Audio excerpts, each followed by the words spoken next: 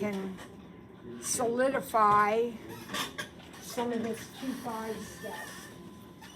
So we're ready for the last example on that page. It says 50 deer were introduced. Population of deer can be modeled by the exponential. So we're going to have an exponential function. T is the years, and we increase by 13% a year. Find the values of A and B, and use these values to write an expression. Well, this is an easy one, guys. What is in this in any exponential? What does that stand for? The initial value. And what is it in this problem? 50. So we know that our function is 50 times. Okay. Now, what's our base? Well, it tells us in the problem what's happening to this population. It's increasing by 13% a year. Now be careful. What are you going to put here? 1.13. Very good. What happens if you put 0.13? It gets really small really fast, right? That's a huge decrease. So we're going to multiply by 1.13. That's our function. We don't need to do any like regression and all that. We got what we need. According to the model, what is the population of deer after 6 years? Well, all we have to do is what? Plug in 6 right here, right? So 50 times 1.13 to the 6. Yep. Now remember, this is deer. So let's round it off to the nearest whole deer. So that would be what, 104?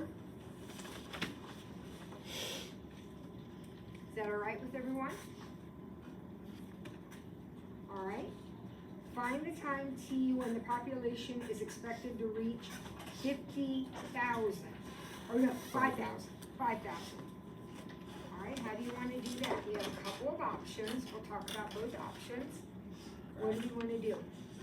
We could graph it. We would graph. One of our equations would be 50 times 1.13 to the t, or to the x. And then our other equation would be 5,000. Now, as we set up our window, you can use tons of different windows, but let's be smart about it. What are our variables representing? What does x represent? Years. Positive. What does y represent? Deer. Positive. And not only that, but what does that 50 represent? That was the initial y value. So maybe that's my y min, maybe. And y max would have to be like 6,000 or something bigger than this. All right, so let's see if we can come up with something there.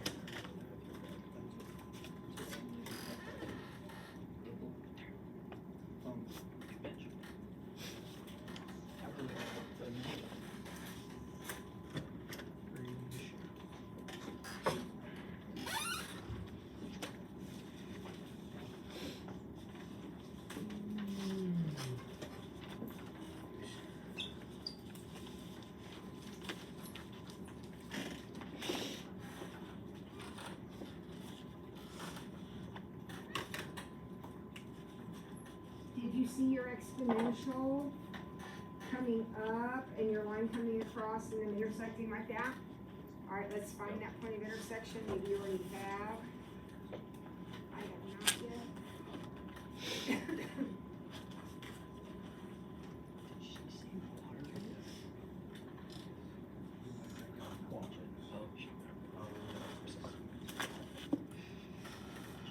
I got 37.680.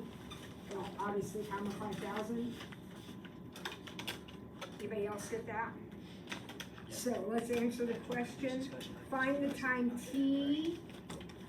Well, after 37.68 years.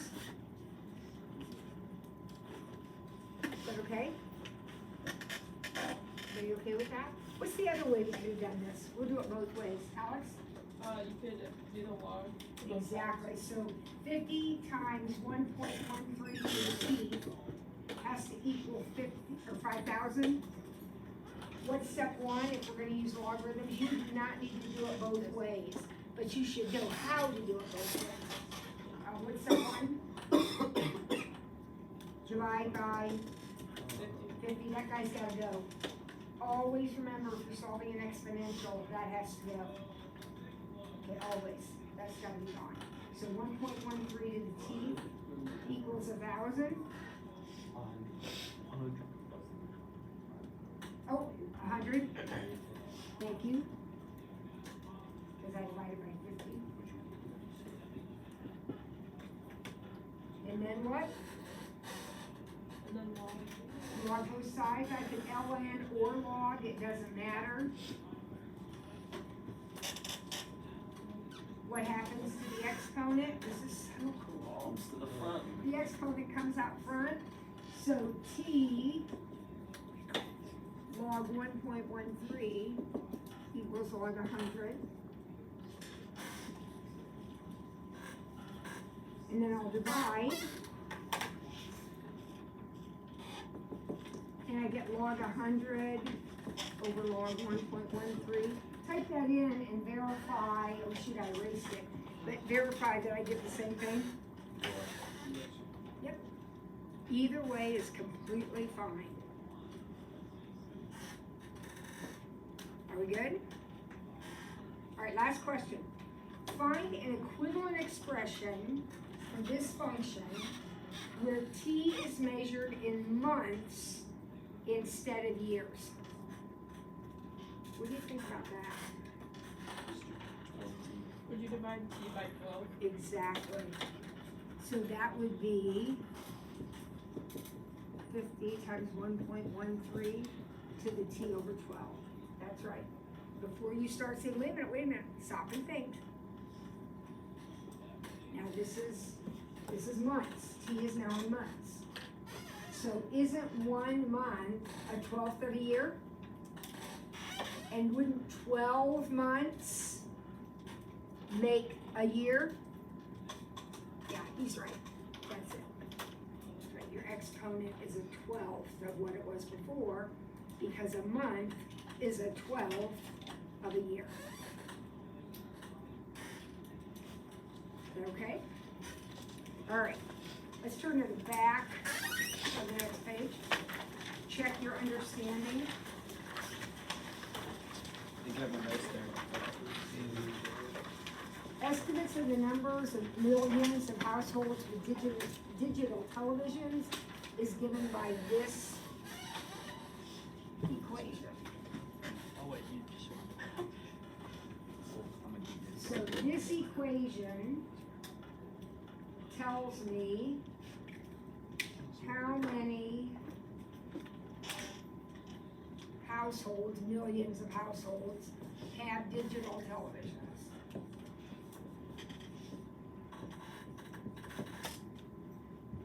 T is the years after 2000. Is the number of households with digital TVs increasing or decreasing between 2003 and 2007? Justify your answer. Why? Because the R is greater than. Exactly. Guys, this is an exponential, right? Don't exponentials look like this when they're growing? Yup. And we know this one's growing because the base is bigger than 1, right? So perfect. What does the 30.92 represent? Which is what in this problem? Yes, it's the initial value, so it represents 30.92 million TVs. in 2000. So it represents the number of millions of TVs in the year 2000. What does this number represent? An annual growth rate of 1.2%. 1.2%.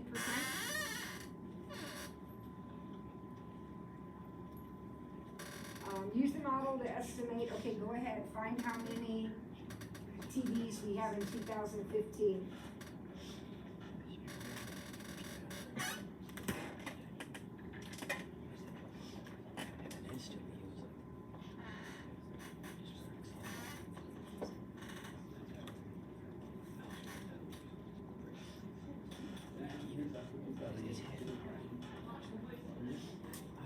No, there were so many. He slowed down way faster than he would have.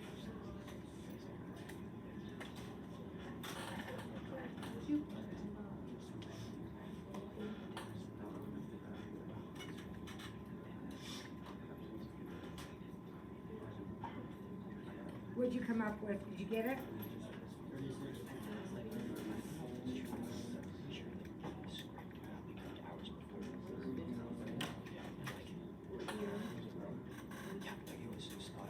$36.978 million households with TVs, digital TVs. Good?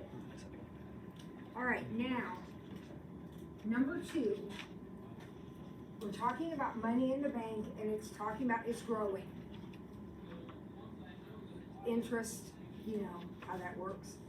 And interest can be compounded different ways. So up in the top box, I put a reminder up there for the formulas that you need to know when you start talking about money in the bank being compounded at different intervals. So I'm not sure, but last year you may have learned a formula that looks like this. Does that look at all familiar to you? No. That is exactly the same as this one.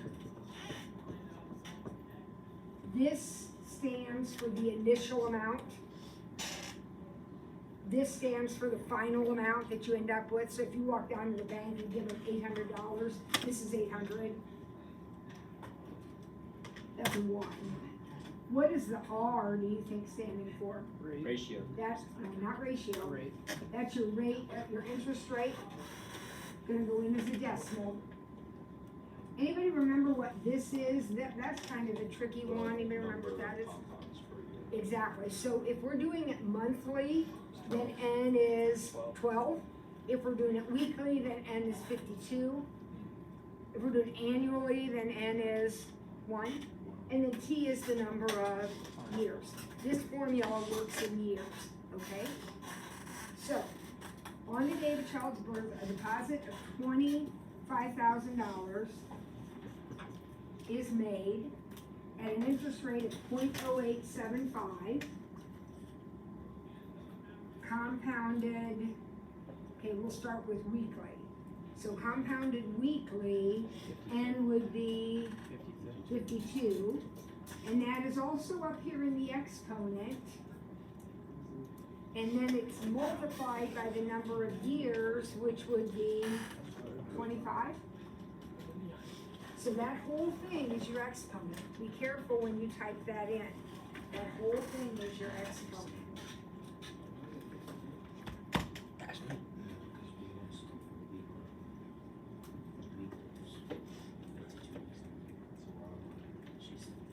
Is it? Although, that is a huge interest rate, you're not gonna get that kind of interest now. So this is the, weekly one? So weekly, we got, 2, 2, 2, 4, 1, 3, did you get $223,413.32? Is that what you got? No? Let me try again. That is what you got? I just need someone to agree with me, and then I'll think I'm right.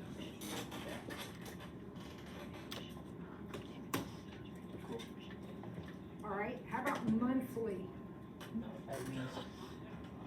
What happens monthly? The only thing that changes is this becomes a 12,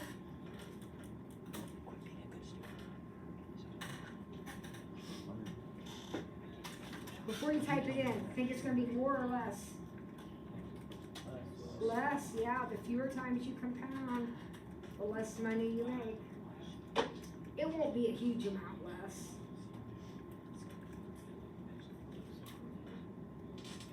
Like a lot less, no?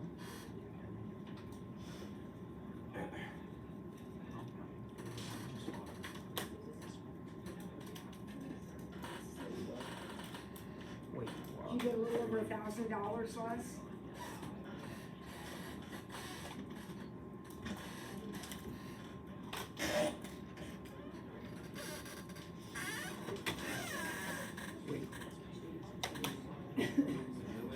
And then continuously. When things grow continuously, we have a different formula. We have what we call our PERT formula.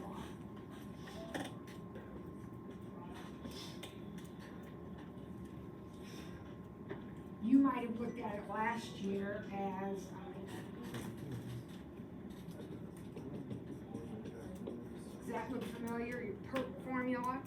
That's E, that's Euler's constant, it is not a variable, that's your E, 2.718. So, same given, we're gonna start with 25,000, yeah, 25,000. And we're gonna multiply that times E to the 0.0875 times 25. Bigger than or less than, do you think? It's gonna be the biggest, yep, this is the max that you can make because this is continuous growth.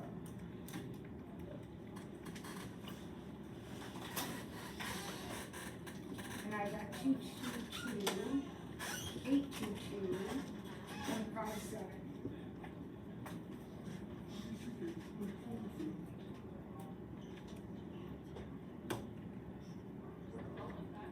I'm really confused. I'm getting like four different numbers in you. Show me your calculator.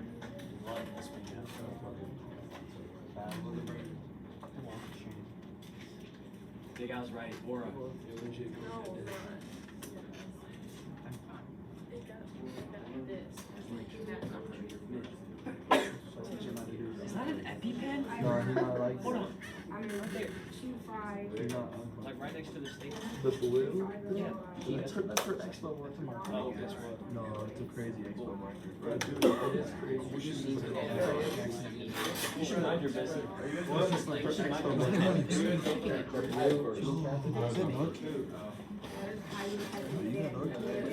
You think they give me like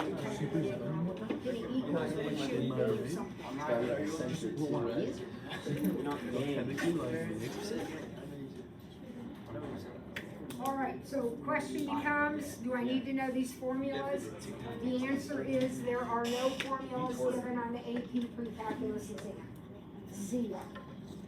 No reference sheet, no nothing, right? You're on your own. So, yes, you need to know your growth formulas. know your PERT, Okay. your GERT, and then PERT. How many formulas? All right, number 3. Pass the Percocet. The number of bacteria in a certain population Okay, is continuous exponential growth. So that means we're using our PERT formula.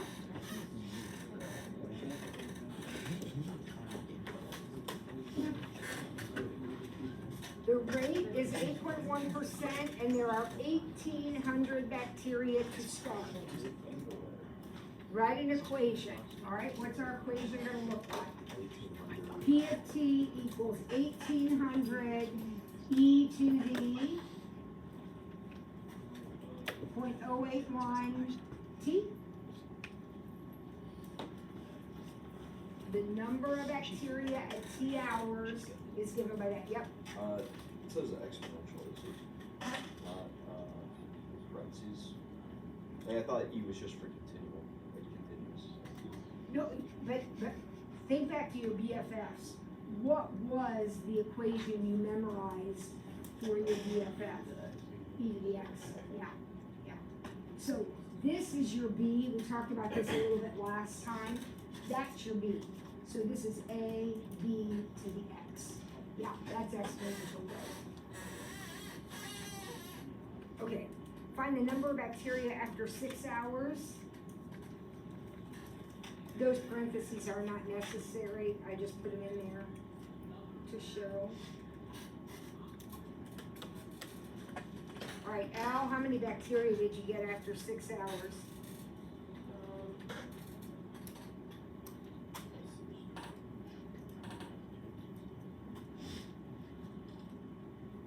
Almost 3,002. So 2,926? Yeah. Yep. 2,926. All right, back in the next page.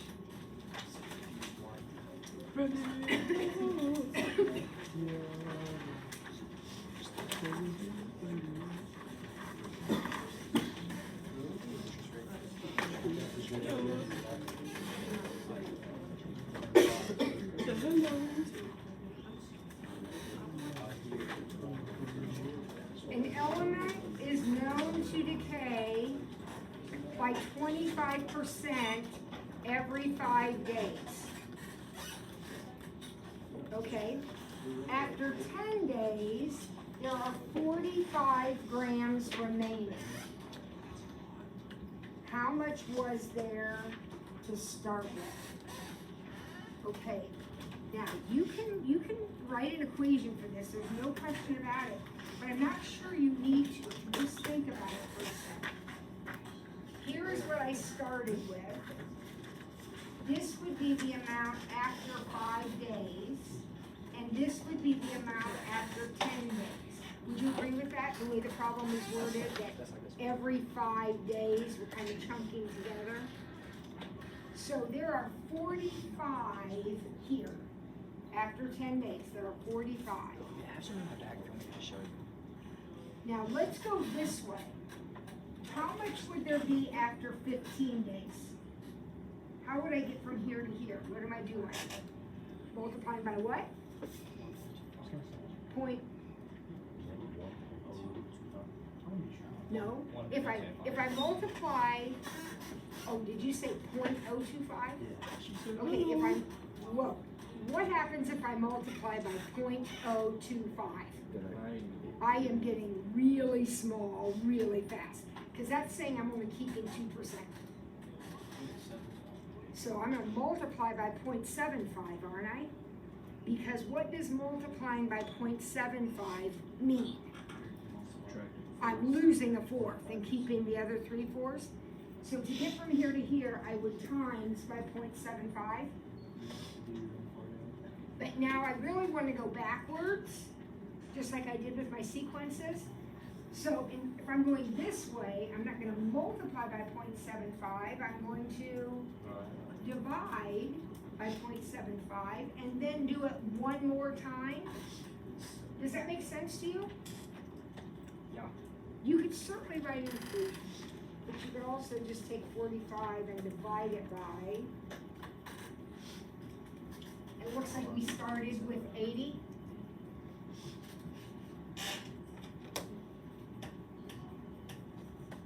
Now I use decimals, but remember if you're multiplying by 0.75, that's like multiplying by 0.34, or yeah, 3/4, multiplying by 3/4. So this would be dividing by 3/4 or multiplying by 4/3. So you could do it with fractions also. All right, now we're going to write an equation. So I'm going to start with my 80, because that was my initial value, right, that I just figured out. And I'm going to multiply by 0.75 or 3/4.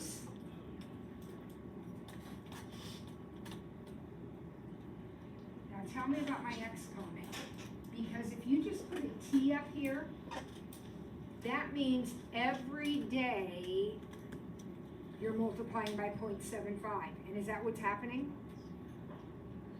So what am I going to do? I have to adjust this. What do you want to do to it? Minus 1? Minus 4? Okay, now wait. We need to talk about this. We need to talk about this.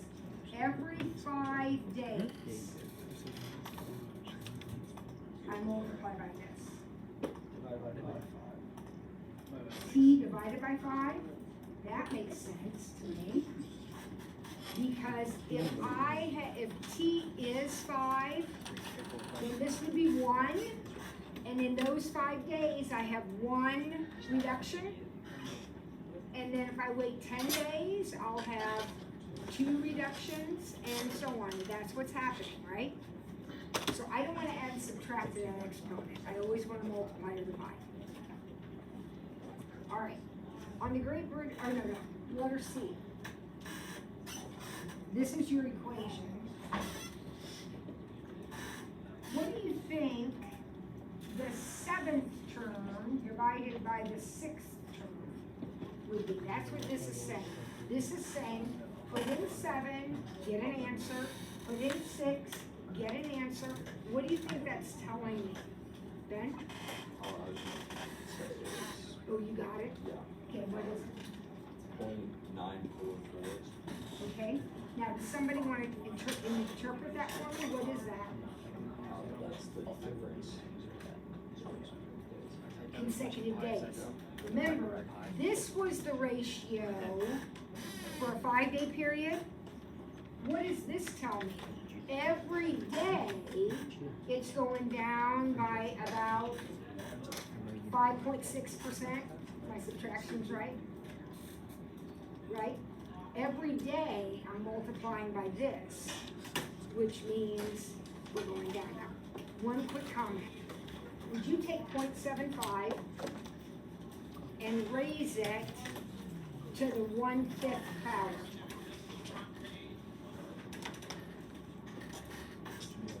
That's great. Because this is 80 times 0.75 to the 1/5. So your daily rate is that to the 1/5. All right, 2.5 will be due on Wednesday.